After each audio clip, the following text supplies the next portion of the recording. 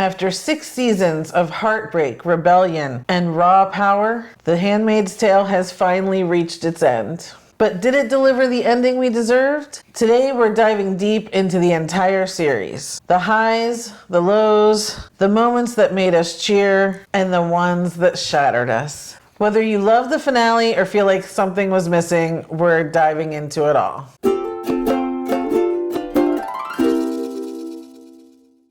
Hello everyone! Hi everybody! I'm Danny. I'm John. This is our Charmed Midlife, and today I'm a bit sad. If you're sad, I'm sad. My show, The Handmaid's Tale, has officially ended.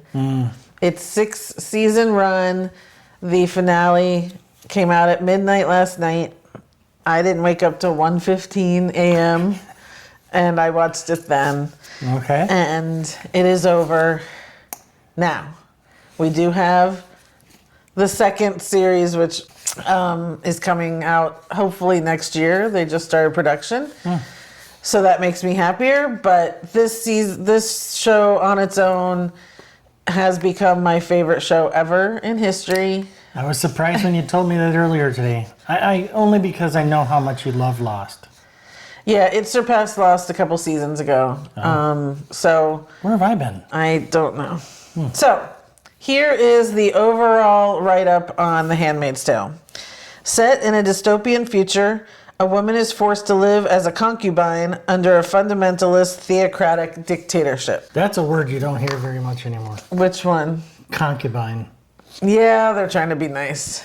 And she isn't. She's a victim who's being raped every month. We'll get there. Okay, so this show has run for 6 seasons. It debuted in 2017. We have gone through 8 years of watching this show. I have just taken it all in. I have rewatched the series at least 6 times, and it gets better every time. I made it all the way through episode 3. Yeah. The series, it's not just that, and I don't want to get all into the political part of it, but so Margaret Atwood wrote this book, The Handmaid's Tale, back in the 80s. And it seemed like a dystopian future at the time. And for it to be made now and for it to have the significance that it has, when you see women protesting in the red and the bonnets, there's a reason. There's definite significance to our times today and what women are going through. Well, they say the future is here. The dystopian future has arrived. Yeah. Dystopian present. Anyway, so this is a cautionary tale, if nothing else. Okay, back on it. Yeah. So I don't want to. There's so much. This series is epic. It is a truly detailed, deep, involved story of many, many, many characters.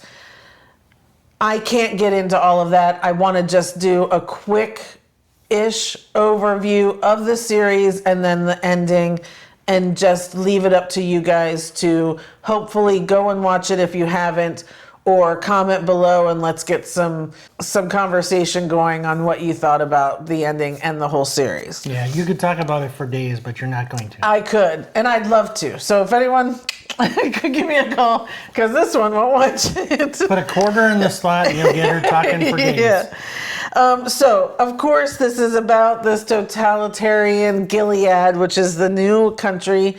They overtook America. Their deeply extreme religious beliefs. Hear our prayer. And they've set up this kind of hierarchy where there are these commanders and wives. They get to have handmaids, which part of the reason this extreme religion took over was because there was a crisis all over the world that babies were not being born, or that they were being born and dying shortly thereafter. So there was like this shortage of population happening. And so these handmaids were brought in they were proven to be fertile women, and that they were going to give these commanders and wives children of their own.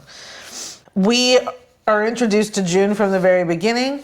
This entire series is from June's point of view and told to us through her and her voiceover, and we are in her soul. Wow. But we are also introduced to many, many other characters. June is played by Elisabeth Moss. Her first commander and wife are Commander Waterford and Mrs. Waterford. That is Joseph Fiennes and Yvonne Strahovski. Oh, is that my I know, relative? it's so weird, but it's I think I know her. Strahovski. We have Nick, who is the driver, Max Minghella, who becomes a very, very significant part of June's life. Luke plays June's husband in the before times. Aunt Lydia, again in the hierarchy, these aunts look after the handmaids. That's Anne Dowd. She's amazing, and she is going to be in the spin-off Testaments. She can play a terrifying woman. She can, but we love her now, don't we? That's why I stopped. We love her now. Commander Lawrence was Bradley Whitford. June's best friend Moira was Samira Wiley. Janine is another handmaid that we stuck with throughout the whole time, and that poor Janine has 9 lives. That was played by Madeline Brewer. Rita was first the Martha in the house, and then also became just June's savior sometimes, as well as June saved her as well, and that was Amanda Brugel. And then another handmaid that plays a significant part is Emily, who was Alexis Bledel. There are tons of other handmaids we get to know and love.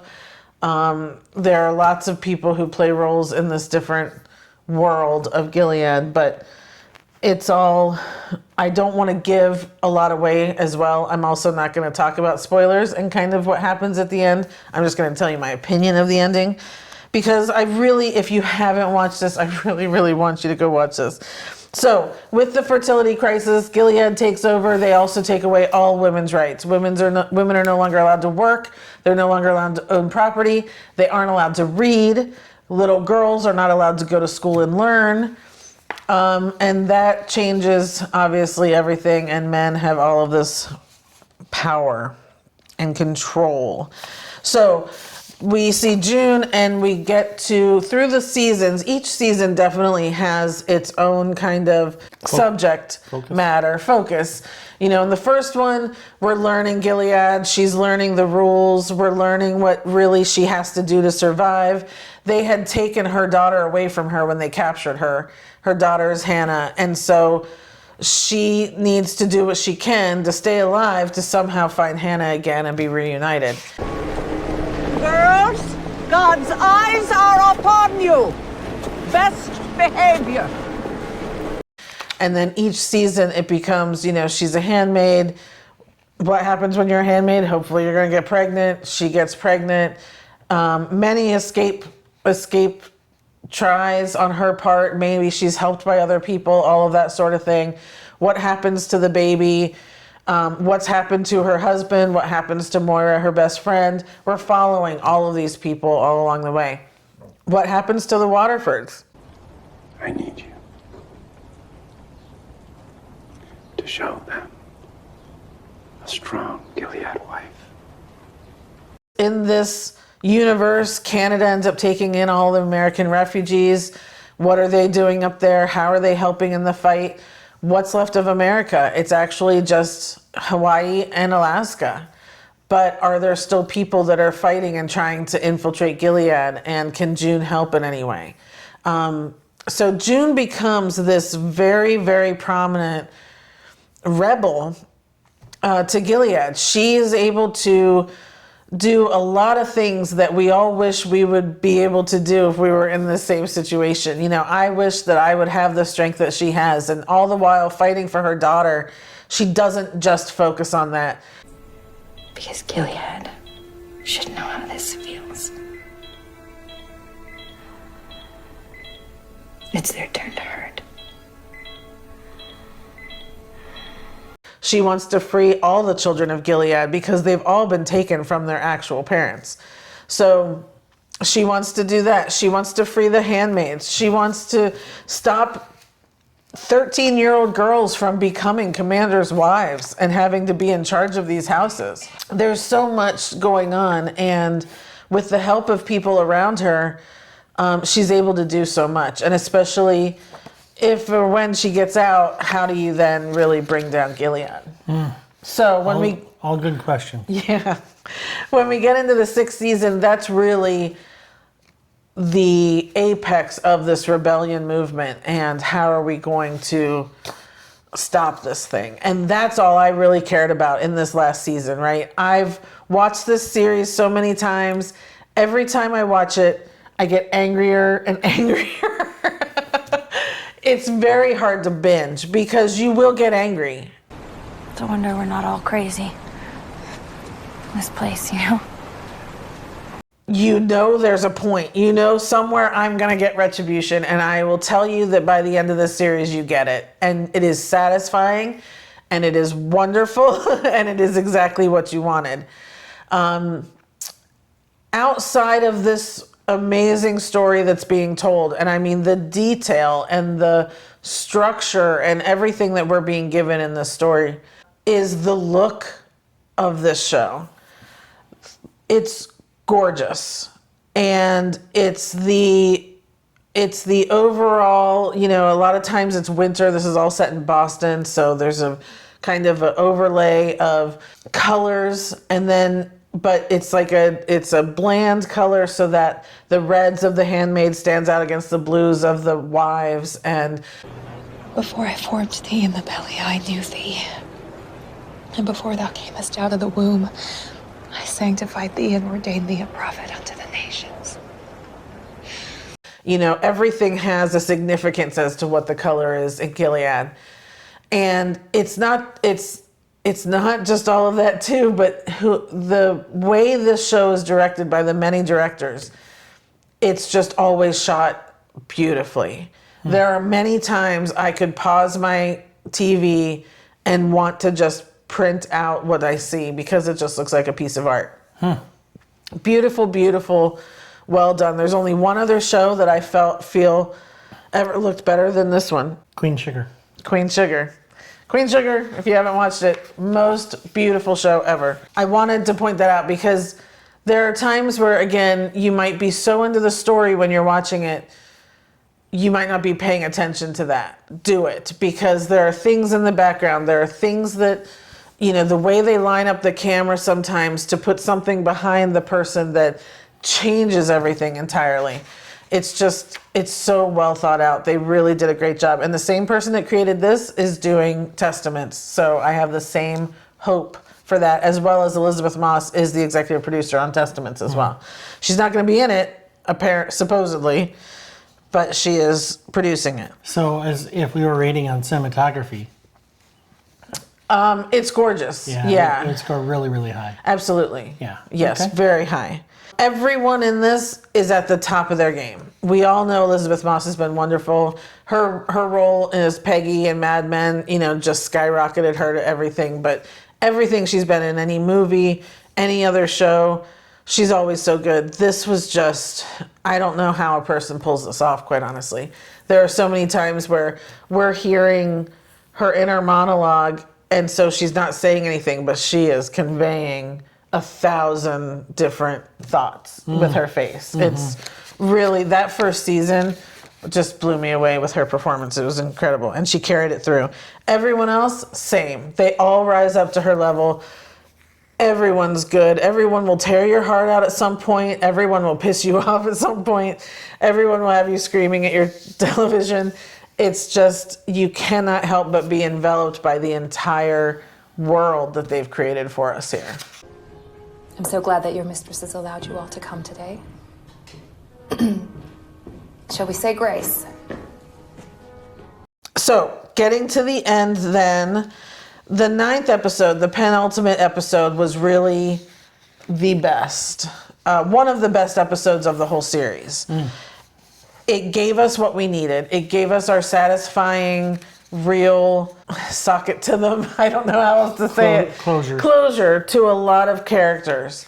So then by last night's episode, the very finale, it was just kind of wrapping up and telling us what was going to come of the different characters. Am I satisfied with all of them? Not entirely.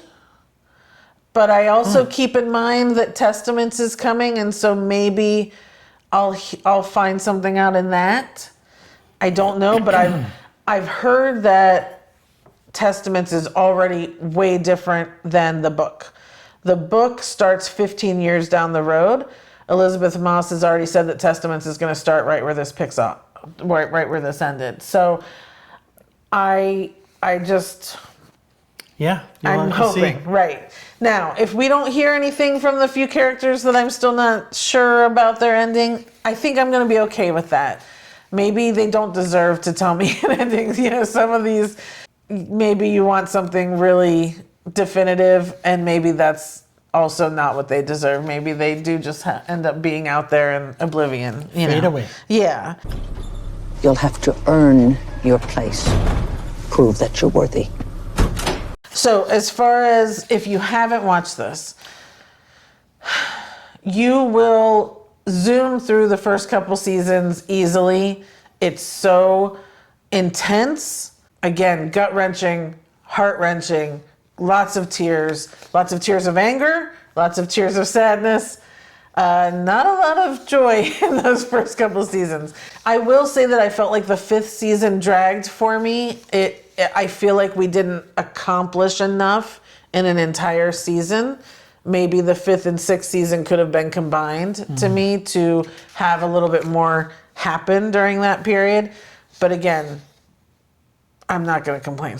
I mean, I'm just letting you guys know that you might. I've heard the other problem is we had almost a 2-year break.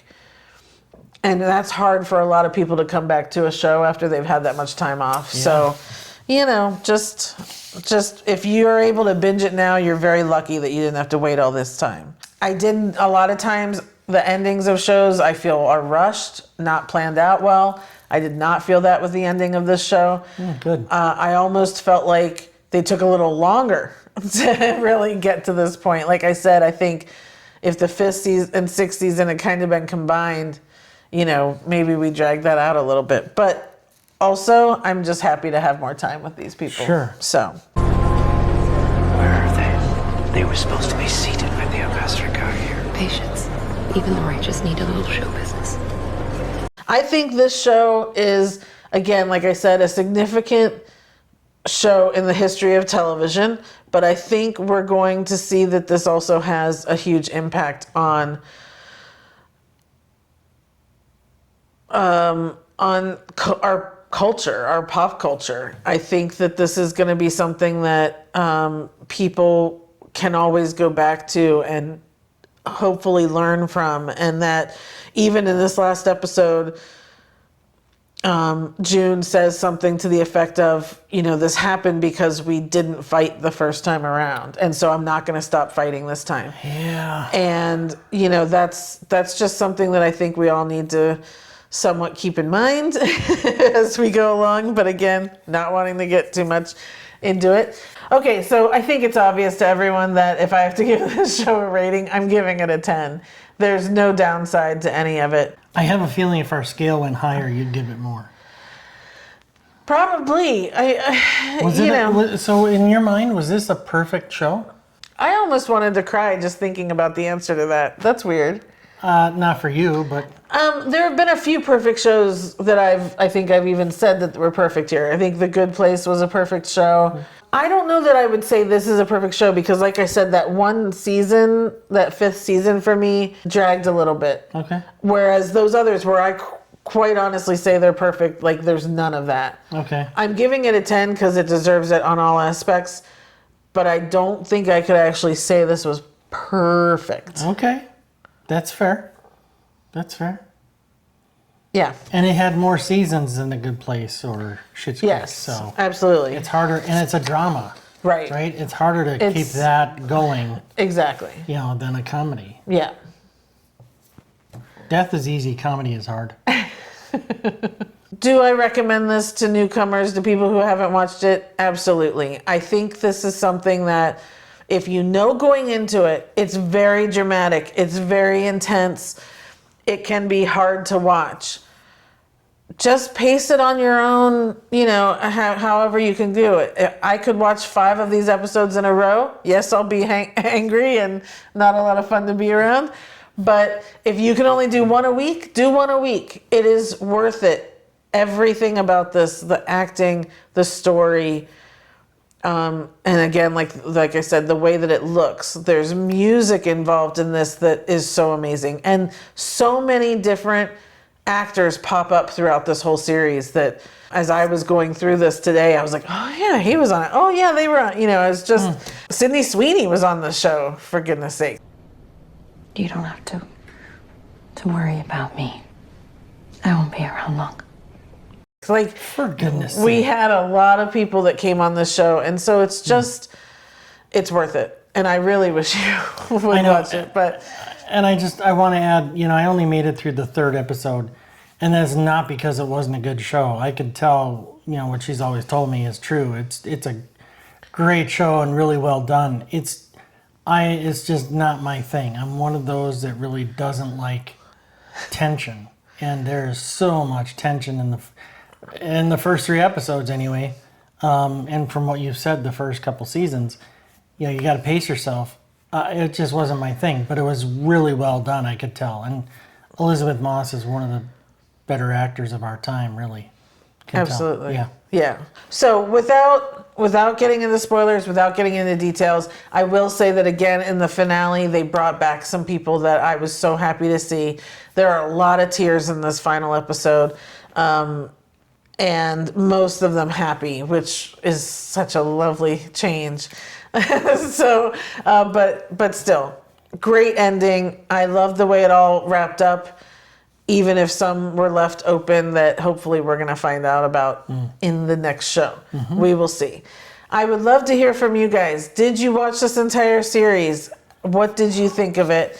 If you haven't watched it, have I maybe made you change your mind that you want to watch it? All of the episodes are on Hulu. Give it a shot. I know it sounds hard to get into, but it's not. I just like to warn people because, especially that first episode, when you're learning what really happens here in Gilead, I think a lot of people could be put off. And it's unfortunately, it's art imitating life now to a great degree. Greater degree than when the show first came on. Well, yeah, we're not that far into it, but yes, women being with their rights being taken away for sure. Just the feeling. I just want to say I love this show.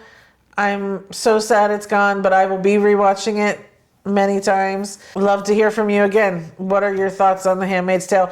Did anyone ever see the 1990 movie with Robert Duvall, Faye Dunaway, Natasha Richardson played June, and Aidan Quinn was Nick? I would love to hear if someone ever watched that. I might go watch that now that this is over and just see what it's like. It looks a little ridiculous. I'd love to see what it really, it's like, I mean, it's, again, compared to this show, like, it's all like bright colors and she wears a red veil and, it's the whole thing in 2 hours.